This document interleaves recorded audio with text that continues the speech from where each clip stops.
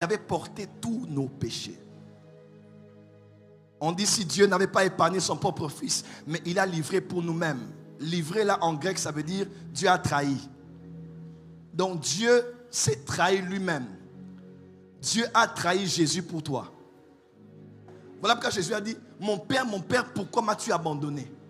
Parce qu'en temps normal, tu ne m'abandonnes jamais. Pourquoi tu m'as... Parce que Dieu a trahi Jésus pour te sauver toi.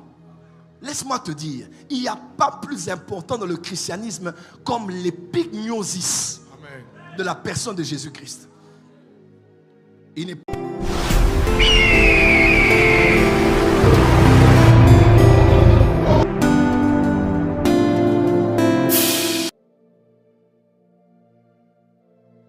Dis à ton voisin, Dieu, éternel, a été vu.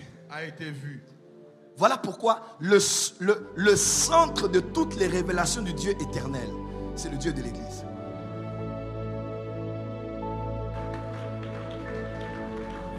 Le centre, le point culminant de la révélation des 4 dieux, du Dieu éternel, c'est le Dieu de l'Église. Parce que dans toutes ces parties, Dieu se révélait en partie. Ils avaient partie de la vérité, partie de la vérité, partie de la vérité. Élie, partie de la vérité. Moïse, Jérémie, Amos, Naoum, Habakkuk, Malachi, Jean-Baptiste. Dis à ton voisin. Tous les prophètes ont reçu quoi? Une partie de la vérité. Mais quand la vérité est venue, elle a dit, je suis le chemin, la vie. Je ne suis pas une partie. Je suis la vérité. Voilà pourquoi Jésus a été caché dans les Écritures par des types, par des ombres, par des prophéties et par des promesses. Dieu disait à Deutéronome, il disait, je vais choisir un prophète comme toi que je vais élever. Jésus est ce prophète-là dont Moïse avait entendu parler de Dieu.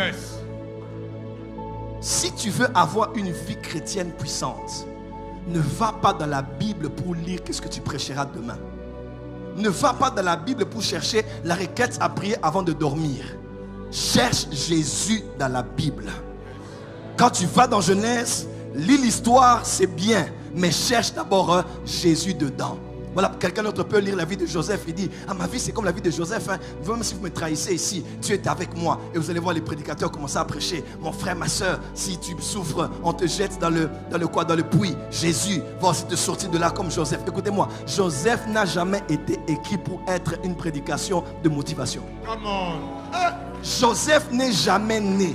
Il n'a jamais traversé tout ce qu'il a traversé pour participer à l'histoire d'Israël. Non.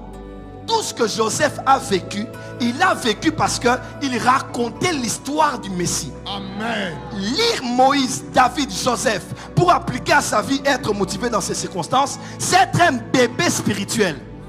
Quand tu deviens un ouios, tu prends la Bible, tu ne cherches pas le verset qui va te motiver dans tes problèmes. Tu cherches à voir le Fils de Dieu, celui qui est l'auteur et le consommateur de notre foi. Amen. Dis à ton voisin. Dis à ton voisin. Change de voisin, dis voisin. Dis encore voisin. Dis à notre voisin. Qu'est-ce que tu fais avec ta Bible?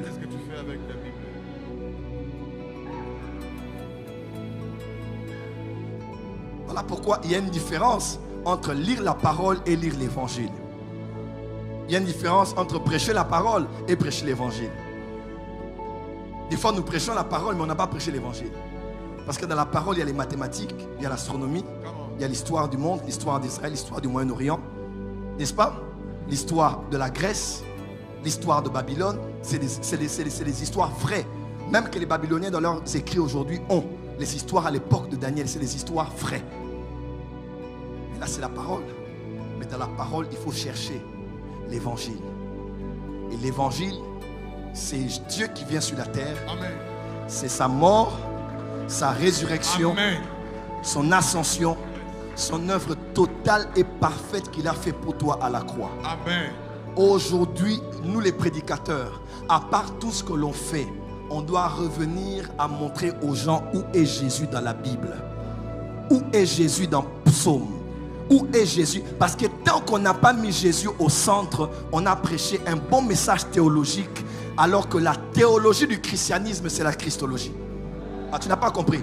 La théologie du christianisme, c'est la christologie. Même un païen peut faire la théologie. Mais dans la théologie, ce qui nous concerne, nous, c'est la christologie. Parce que nous savons qu'un seul a révélé qui Dieu était vraiment. Et il s'appelle Jésus. Amen. C'est lui qui nous a montré à quoi Dieu ressemble. J'aimerais dire à tous ceux qui nous suivent ici ce matin, si vous croyez que Jésus n'est que le Fils de Dieu, vous vous trompez. Jésus n'est pas que le Fils de Dieu. Jésus est Dieu. Amen. Venu dans un homme. 100% homme, 100% Dieu. Fils de l'homme et Fils de Dieu. Incarnation et mélange parfait entre l'humanité parfaite et la divinité parfaite. Pourquoi je dis humanité parfaite? Parce que dans sa chair, il n'a pas péché. Il n'a pas fait pécher ses yeux, ses oreilles, ses mains, sa bouche, son cœur. Tout son corps n'a point péché. Et il est allé à la croix. Il s'est fait pécher. Je ne sais pas, c'est peut-être une théorie que je peux développer. Et si quand Jésus était à la croix, au moment où il était devenu péché, il n'y avait plus aucun péché sur la terre?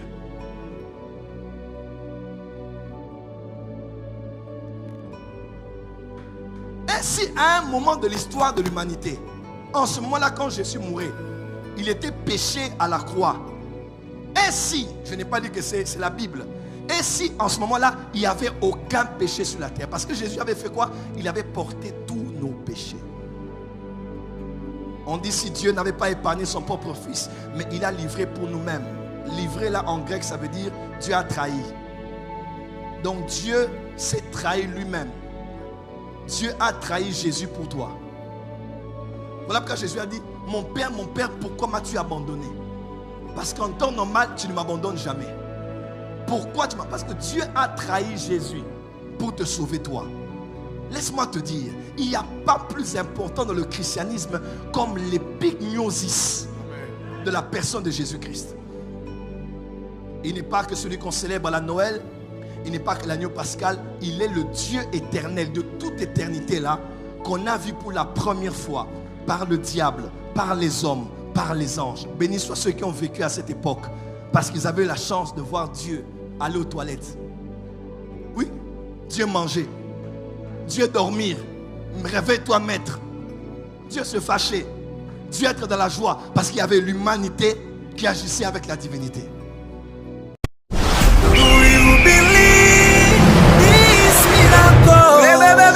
Supernatural dunamis power. Rakoto.